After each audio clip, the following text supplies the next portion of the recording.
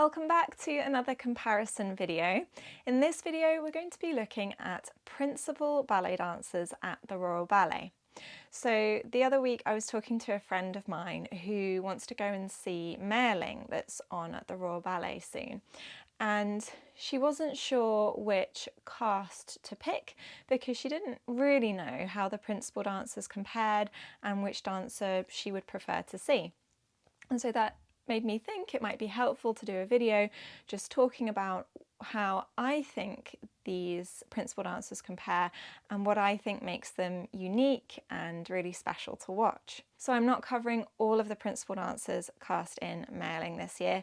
There are so many and they are all incredible for different reasons, but just to keep this video relatively short, I've chosen 5 female principal dancers.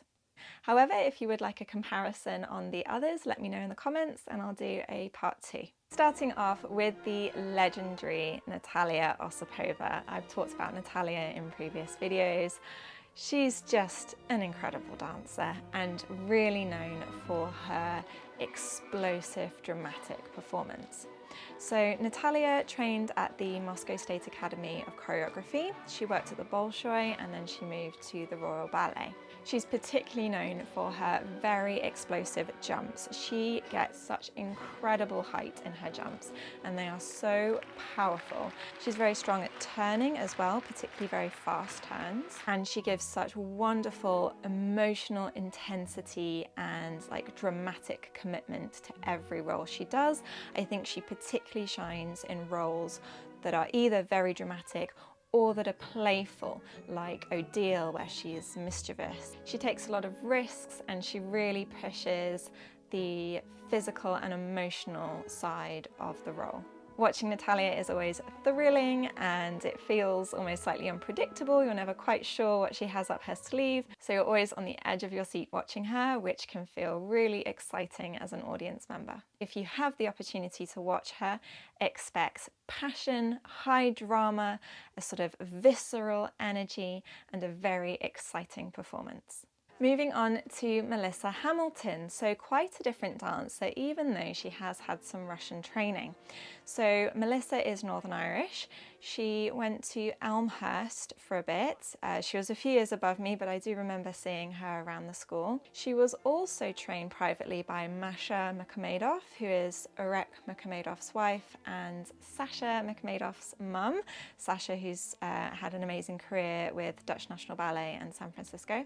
And so I feel like even though a large part of Melissa's training has been in the UK, you can definitely see some Russian influences, particularly, I think, with her very statuesque, strong but elegant lines. She has incredible flexibility. That might be one of the first things I think of when I think of Melissa. Beautiful lines. She also has wonderful technical precision. There is a lovely clarity in the way she dances. She can have a very graceful stage presence. I think she works well in both classical roles and neoclassical roles. Her work is always very polished and she brings this lovely strength too. She's only recently been made a principal in 2025, which is really exciting, and I can't wait to see her in more principal roles. So I would choose to watch Melissa if you really like dancers who are very elegant, very statuesque, with gorgeous lines and really strong technique. Next we have Sarah Lamb. Sarah Lamb has been a principal with the Royal Ballet for 20 years, and something that I just love about her is that she still brings this freshness to every role that she plays. So Sarah trained at the Boston Ballet School, she then worked at the Boston Ballet, and then she joined the Royal Ballet. She is so wonderfully versatile, and I think even though she has spent a huge amount of time with the Royal Ballet, you can definitely see some American influences. I think particularly in her musicality, she has a wonderful sense of musicality, and then her very fast, intricate footwork is very typical of the American style too. You could give Sarah absolutely any role and she will smash it. She is such a safe pair of hands and a very reliable dancer to watch. You know you will always get a fantastic performance with her. Her technique is very clean and clear. She has wonderful flexibility, I think she particularly shines in roles where more acting is required, like Mayerling. She really commits to the role, and that makes it super exciting to watch. Sarah is such a great dancer to watch if you're not really sure what kind of dancers you are drawn to, just because she is so versatile. She's great at everything. You will always see a very balanced performance, and especially if she's in roles that require a lot of acting, then you really get to see that drama too. Next we have Fumi Kaneko. So Fumi is Japanese and then went on to become a principal with the Royal Ballet. Fumi is amazing. Her technique is so crystal clear and strong, but she also has this lovely, expressive warmth that she brings to her roles. I think she strikes the balance really well between the sort of lightness and speed and articulation and natural lyricism to her dancing, but then also this wonderful heartfelt expression that she brings to her roles.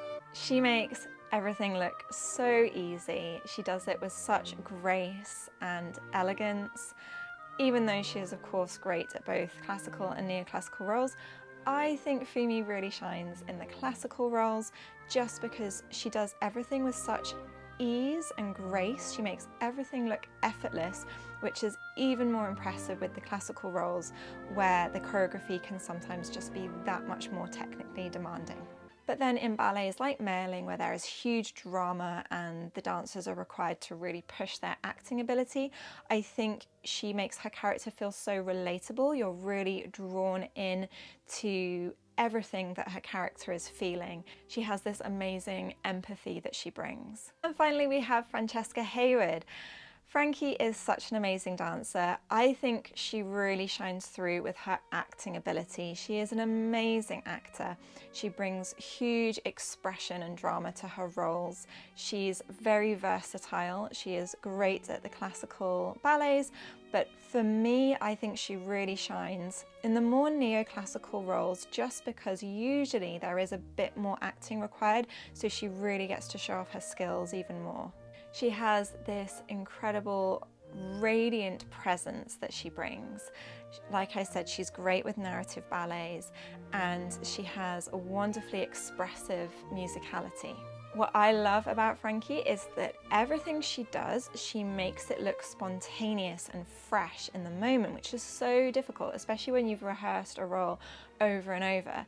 To make it look spontaneous, it just really draws the audience in even more. She has this natural charisma as well, and I've noticed that when she does partnering sequences, she really connects with her partners, so you're again really drawn into the story. So personally, I would be particularly drawn to watch Frankie in narrative ballets or anything where I thought her acting ability would get to really shine, so something like Mayerling is a great example.